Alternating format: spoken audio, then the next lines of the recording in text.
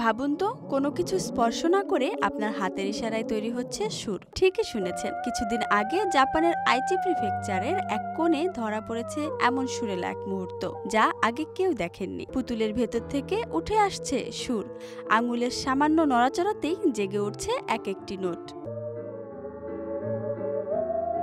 জাপানের আইচি প্রিফেকচারের কিছু মিউজিশিয়ান এই অসম্ভব কাজটি করে দেখিয়েছেন। তাদের হাতে আছে একটি অনন্য বাদ্যযন্ত্র, নাম ম্যাট্রিওমিন। একটি রাশিয়ান মাতৃওস্কা পুতুলের ভেতর লুকানো আছে এক মহাবৈজ্ঞানিক সঙ্গীত যন্ত্র। এর অভ্যন্তরে বসানো হয়েছে থেরেমিন, যা এক ধরনের বাদ্যযন্ত্র। এটি বাজানোর জন্য ছোঁয়ার প্রয়োজন হয় না, শুধু বাতাসে আঙুল নাচালেই সে সৃষ্টি করবে সুর।